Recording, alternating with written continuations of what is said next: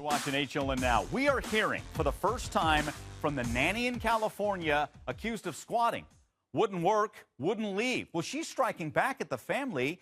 She says, no, I wasn't fired. I quit, and they treated me like crap. With more, here's Miguel Marquez.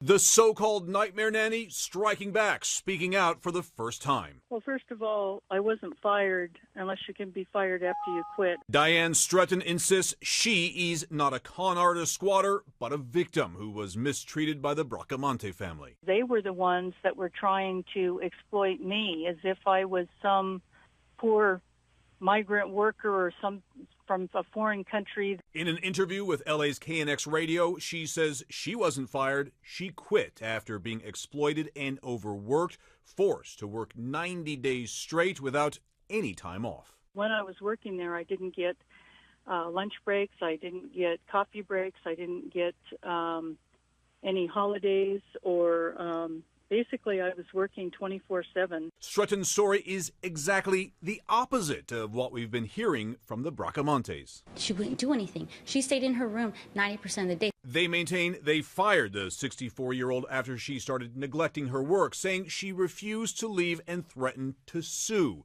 And according to California law, the family couldn't force her out without an eviction notice, which could take anywhere from 30 to 45 days. I feel so helpless in this situation. Stretton is now living out of her car, but her belongings remain in Bracamonte's house. CNN has found dozens of lawsuits filed by Stretton over the years, actions that have resulted in her being placed on California's vexatious litigation list for abusing the legal system.